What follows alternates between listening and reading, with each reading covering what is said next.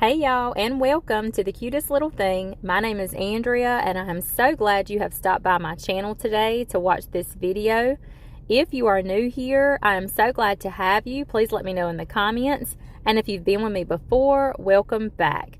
If you love home decor, thrift flips, upcycling, DIYs, and all of the things, then you are definitely at the right place. I have some really fun projects for you today, so let's go ahead and get started. I grabbed this little shelf sitter from my Dollar General. I think it was $3. I had already gone in with a coat of, I'm using buttercream and the Dixie Belle chalk paint. I had already done one coat when I showed you this piece. Now I'm going in with a second coat. I wanted to paint over all that wording, but I want to leave that pretty wood frame going around this piece. So very carefully, I'm painting over that. You can use painter's tape if you need to, or you can just kind of clean up any boo-boos along the way. While that second coat of paint is still wet, I grab my sponge brush and I'm just doing a stippling motion over that, creating some texture, and it's also eliminating those brush mark strokes in my paint. It was kind of a smooth surface, and sometimes when you paint smooth surfaces like that, it will leave brush strokes, and that's just a way you can take those away or eliminate that. I have this beautiful snowman napkin. I love using snowmen in the winter and my decor after Christmas. When you take all the Christmas things away, I still like to leave some snowmen out and some beautiful winter birds and things like that. So I took the plies off of this napkin. Some napkins are 2-ply, some are 3-ply. Just look at your package to see, so you will know how many plies you need to remove. And then I just took my Mod Podge and applied a thin, even coat over that piece, just over the white part. And here I'm showing you how to remove those plies, and just be careful going slow so that you don't rip your napkin. And I just placed that over my piece how I wanted it. And I wanted the whole snowman to be on there, as well as the little bird sitting on top of his hat. And just smooth that out very gently. I also like to take a piece of balled up saran wrap and carefully rub over that piece. You want to be light-handed so that you don't tear that napkin, because it's so thin and your Mod Podge is wet. It will tear if you're not careful. So after you get it smoothed out, just go in with your heat tool and get it completely dry. And now I'm taking my gator sander and going over those edges very carefully, removing any excess napkin. Now I want to carefully seal this napkin, so I'm taking my beeswax, and you could use any kind of wax you have on hand, but this is a white wax. But with the Sweet Pickins beeswax, their white has just hardly a white hue at all. It's mostly clear, so you could use clear wax here, or if you had a spray sealer, or I know some people like to just go back over it with their Mod Podge, but I just love to seal my images like this with wax, and I'm applying it with my finger very carefully. Now that that's done, I want to take this wooden knob and paint it. We are going to glue it to the top of our shelf sitter. And I get a pack of these off of Amazon. I'm not sure how many comes in the pack, but they're wood. You can leave them wood. You can stain them. You can paint them. And they're a great size. So I'm using the color Caviar in the Dixie Belle chalk paint. And I'm just doing a good coat all over this knob. I let it dry just a little while, but while it's still wet, I take my napkin and wipe back over it, wiping some of that paint away, and it almost gives it a washed look, but it's a black wash instead of a white wash. After that dries, I'm ready to glue it to the top. I use some E6000 glue as well as a dab of hot glue, and that hot glue just dries instantly, so it's going to hold my knob on my piece for the E6000 glue to dry and give it a more firmer hold. It's a little bit of a better glue. I found this candlestick in my stash. These come from Hobby Lobby, but sometimes I find these at my thrift store, so not quite sure where I picked it up from, but just letting you know where you can find these. I took that same caviar color in the Dixie Belle and brushed over this candlestick all over. I do end up getting a bigger paintbrush, by the way. I painted that completely, and I wanted to go over this with some brown wax. I just love the look of brown wax over black or over dark colors. So I just took my brush here, my wax brush, and I applied a good coat of that Dixie Belle Best Stain Wax in the brown all over this candlestick. And I went over that knob we glued to the top as well.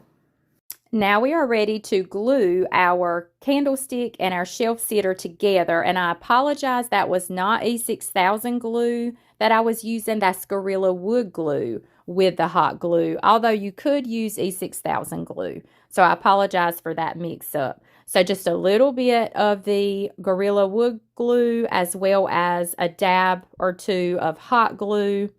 And then I just sat my shelf sitter right on top of my candlestick. You just want to be sure you line it up and get it centered as much as possible. And I do let that sit and dry a good while before I mess with it anymore. But when I came back to it, I wanted to add a little bow to it. So I just took some lace and tied it in a shoestring bow and hot glued it to the base of my candlestick. And I did layer it over a burlap shoestring bow as well. I also did the other side to make this a reversible piece. And on the inside of that, I had those cardinal birds. That's a transfer from the IOD Christmas book. I think it's either Kitschy Christmas or Yuletide. And I added moss and little sticks from the yard right in the bottom of that. And I also decided to add a little bow at the base of that as well. I didn't get that on video, but I did do that side live. You may have caught me live on Facebook that day. So we have this cute reversible piece. I just love it. And here it is staged up. There's the cardinal side. And that little squirrel I did on a Facebook Live as well. And here is the other side. Y'all let me know what you think. I hope you are all enjoying today's video. If you like what you see so far and you haven't already, I hope that you will consider subscribing to my channel. Make sure you hit that notification bell where you can choose to get all notifications and you won't miss any future videos. Thanks so much for being here today. Now let's get back to the DIYs. I had this cute cutting board I did at Christmas. I had someone to purchase it, but I wanted to do the back where it could be a reversible cutting board and they could continue to use it after Christmas. So I took the color burlap in the Dixie Belle chalk paint and I did a coat of that on the back of this. One coat was all I needed, so I let that dry. I grabbed this stencil fresh oven baked bread out of my stencil stash, and I used the color caviar in the Dixie Belle as well. This is a beautiful, it's not quite black, but it's very dark, like a dark, very dark gray, I guess you could say. But I went in with my stencil brush, and you can tape down your stencils like with some painter's tape if you would be more comfortable. But I just keep a hand down on my stencil at all times so it doesn't try to shift or move while I'm stenciling. And the key to stenciling is just not to have a lot of paint on your paintbrush, so you can dab in your paint a little bit and then dab it off, kind of offload your paintbrush. And I go back and forth. And I also kind of swirl sometimes, just all depending on how big the area is that I'm stenciling. And just to keep that stencil down tight so you don't have any space between your stencil and the surface that you're working on. I always let that first layer of paint dry completely, and then I'll go in with a second layer of paint with my stenciling. But again, it all depends on the look you're trying to get. If you want like more of a faded or a distressed look, you may be okay with just one coat. Once that's done, here's our reveal. There we go. And I just let that dry. You can speed up the drying process with your heat tool. And this is optional, and this is kind of something I've just started doing recently, but I will take a very small paintbrush and fill in the bridges of your stencil. And that is just where your stencil is connected, so that when you pull it up, you'll have some gaps where those little places were. So you can take your small paintbrush and just kind of fill in those gaps. But I don't always do this. Like I said, it's something that I've kind of just started doing.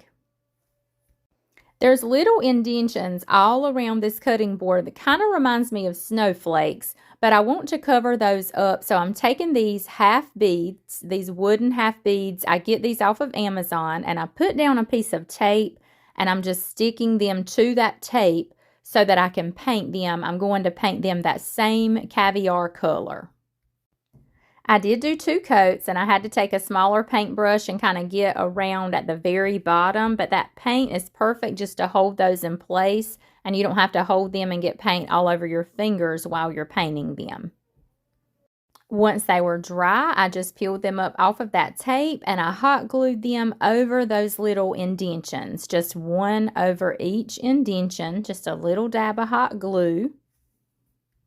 And of course, we need a bow, so I grabbed my Bodabra, put a piece of jute string down, and sorry, my Bodabra is looking a little grungy there with some paint or coffee grunge or something on there. It needs a good cleaning.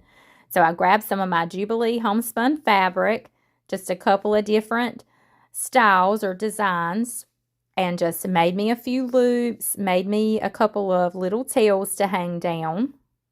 And I did want to add some greenery under that bow, so I just took some of this is that garland bush that I love so much from Hobby Lobby, and I just took a couple of pieces of greenery from that and hot glued those down on the handle. And also I needed to cover up so that when it's on this side, the pine greenery on the other side with the Santa is covered up. So I hot glued that greenery down and then hot glued the bow right on top of that. I embellished my bow with a black button, and there's that other side with our Santa. So you can have it on this side through your Christmas. And after that's over and the rest of the year, you can have it on the other side with your fresh oven baked bread. I just love reversible decor. It just gives you, more options for your home and less work because you can just kind of go around and turn everything around for the season. And I did decide to seal all of this chalk paint in, as well as give a little bit of a distressed and aged look using my dark beeswax. And here is that finished piece. You can still see a little bit of that pine greenery that's on the other side, but I think it's fine. And I just love this stencil. I can't remember if I told you, but I did get this stencil off of Amazon. It came in a pack with some others. If you have any questions about the products used in today's video, you can always comment. I don't mind sharing with you links and information and details. And there's that Santa. I got this rusty crusty flour sifter off of a Whatnot sale. I didn't want to paint it or anything because I love rusty crusty and I love that little green knob it had on the handle. So we're just going to fill it with goodies and embellish it a little bit. So I grabbed some burlap out of my stash, put a piece of floral foam in the bottom because I'm going to be using these little pine picks. I get a bulk bag of these pine picks off of Amazon, and I took some and just stuck a few right in that floral foam and just kind of spaced them out because I was going to be adding some other greenery as well. I grabbed some lamb's ear as well. I also get this off of Amazon. and I just kind of filled in the spaces between the pine that I stuck in. And I wanted a third greenery. To me, using several different greeneries just adds a little something, just adds other textures and colors in there. And this third greenery is a garland I like to get from Hobby Lobby when they have it on sale. They'll have it 40% off, and I like to grab some then. I also stuck that little flower sifter, not the flower sifter, the mini egg beater. I got a pack of those off of Amazon as well. I thought they were so cute. And then last but not least, this mini rolling pin. And again, it comes from Amazon. Y'all, I get like 90% of my craft supplies off of Amazon. All I wanted to do to that little rolling pin was add some of that Dixie Belle's Best Dang brown wax. And then I had this little tag, this wooden tag, and I cannot remember where I got it from. It wasn't Amazon. It may be from Temu. And also that little cow stamp came from Temu as well. It had some other farm animals on it. I've had it a couple of years, but you could probably search on there. They may still have it available. But I just inked up that little stamp and stamped that cow on the tag. I left it the raw wood color and everything. I thought it was super cute. And I did take some of that Dixie Belle brown wax and just brush over that, over those little beads and around the edge of the circle tag part. I did want to add a cute little bow on the handle of this sifter, so I grabbed my bow dabra and I just layered in there some Jubilee homespun fabric that I ripped. I like to order the jelly rolls. It's just a roll of different fabrics, and you can, I forget how many inches it is. I think it's 44 inches long, I think, but don't quote me on that for sure.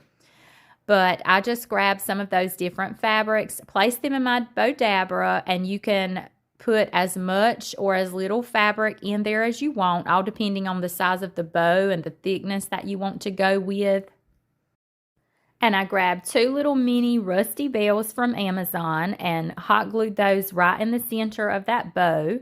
I thought that would be a cute touch with this sifter since it's rusty crusty as well. Since we used the little cow stamp and we're having the rusty crusty going on here, I thought these cowbells would be super cute to add to this bow and to just kind of let them hang a little bit underneath the bow along with that little cow tag that we made. So I got everything attached to where the little handle is, and I hot glued the bow right to the top rim of the flower sifter. I hot glued the rusty bells and tag kind of beneath some of the fabrics in the bow.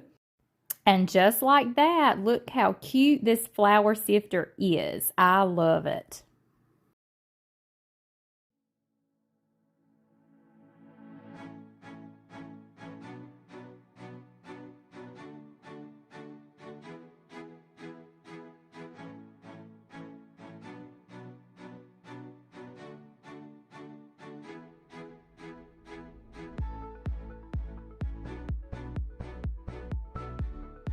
We are at the end of today's video. I will show you those finished projects one last time.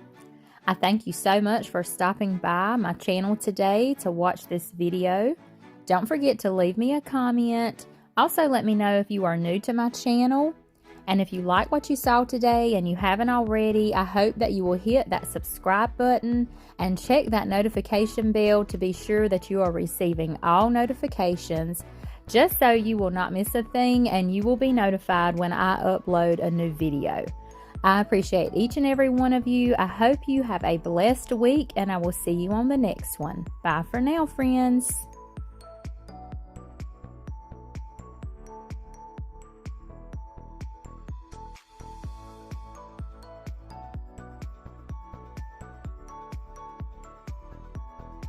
One last thing, I am a retailer of the Sweet Pickins milk paint. You can contact me over on my Facebook business page. All you have to do is send me a message. I keep these $7 small packs in stock.